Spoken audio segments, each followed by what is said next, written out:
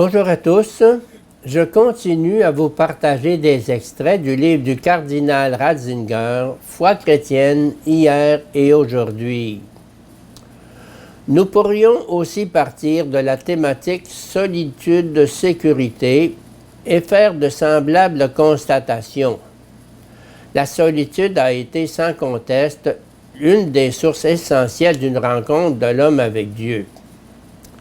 Dans la mesure où l'homme ressent sa solitude, il éprouve en même temps combien toute son existence est un cri vers autrui, vers le toi, et combien sa nature est peu faite pour un moi solitaire et autonome. La solitude peut être plus ou moins profonde. La rencontre d'un toi humain est susceptible d'y apporter un premier remède. Mais bientôt, on aboutira au paradoxe énoncé par Claudel, et l'on s'apercevra que chaque toi trouvé par l'homme se révèle comme une promesse qui ne peut être tenue, que chaque toi finit par causer une déception, qu'il existe un point où aucune rencontre n'est capable de combler la solitude profonde. Pardon. Quand nous croyons avoir trouvé, nous voilà à nouveau rendus à la solitude et réduits à appeler ce toi absolu, seul assez puissant pour pénétrer réellement jusque dans les profondeurs de notre moi.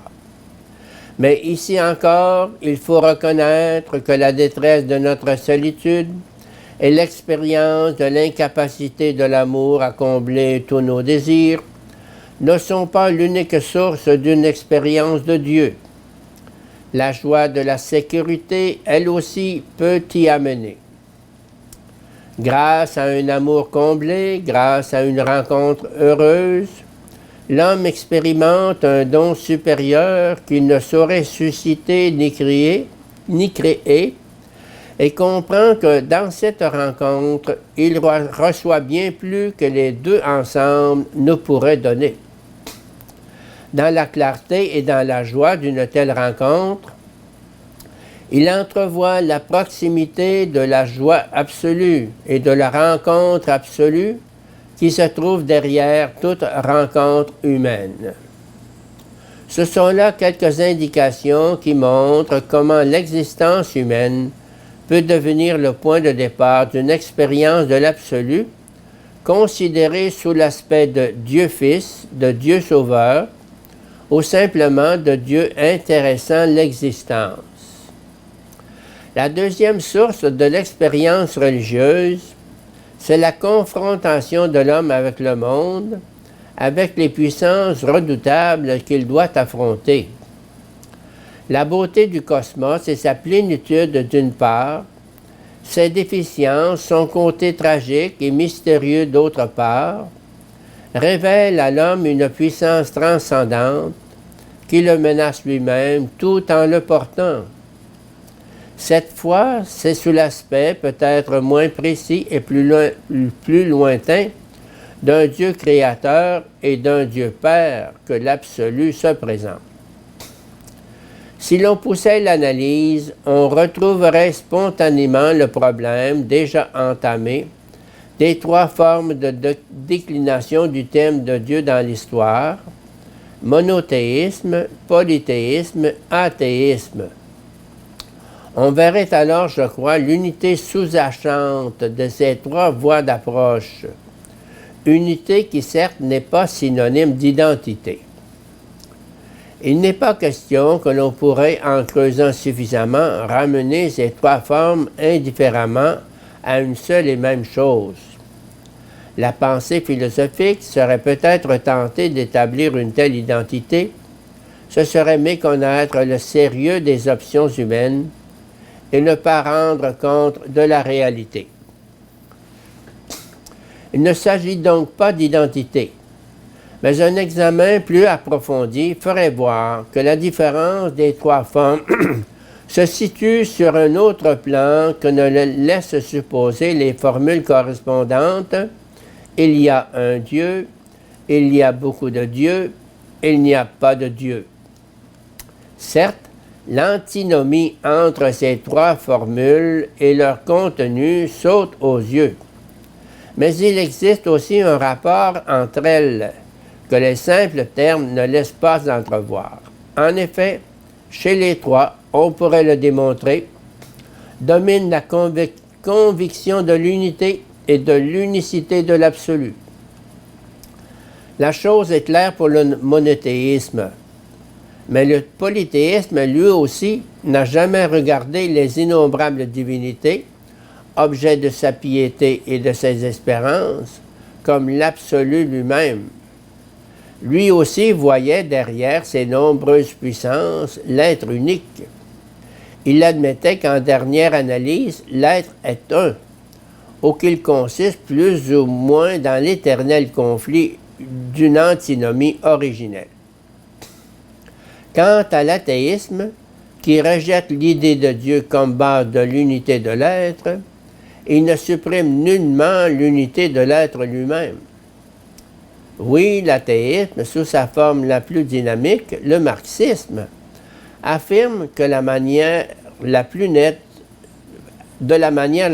cette unité dans tout ce qui existe, en déclarant que tout n'est que matière. Il est vrai que la conception de cette unité, puisqu'il s'agit de matière, diffère totalement de l'antique conception de l'absolu, toujours liée à l'idée de Dieu. Cependant, en attribuant à cette matière des traits qui manifestent son caractère absolu, on rappelle à nouveau par ce biais l'idée de Dieu. Les trois formes impliquent donc la conviction de l'unité et de l'unicité de l'absolu. Ce qui diffère, c'est la représentation du mode de relation de l'homme avec cet absolu et le mode de relation de cet absolu avec l'homme. Si, pour parler très schématiquement, le monothéisme part du principe que l'absolu est conscience, qu'on est l'homme, peut s'adresser à lui, le matérialisme, lui, conçoit l'absolu comme matière, dépourvu de tout attribut personnel, ne comportant en aucune manière une idée d'appel et de réponse. Tout au plus pourrait-on dire que l'homme devra extraire de la matière tous les éléments divins. De la sorte, Dieu n'est plus derrière lui, il n'est plus celui qui le précède, il est en avant de lui. Il est cet avenir meilleur qu'il doit réaliser par ses propres moyens. Le polythéisme se rapproche à la fois du monothéisme et de l'athéisme. Les puissances dont il parle sont subordonnées à une puissance unique, concevable, suivant l'un ou l'autre système. Il serait facile de montrer que le polythéisme, dans l'Antiquité, allait de pair tantôt avec un athéisme métaphysique, tantôt avec un monothéisme philosophique. Tous ces problèmes sont importants pour une analyse du thème de Dieu dans notre situation actuelle. Si on voulait les traiter à fond, il faudrait bien sûr beaucoup de temps et beaucoup de patience. Il suffira de les avoir au moins indiqués. Nous les rencontrerons sans cesse, implicitement, au cours de notre étude de l'idée de Dieu, dans la foi biblique, objet de notre propos.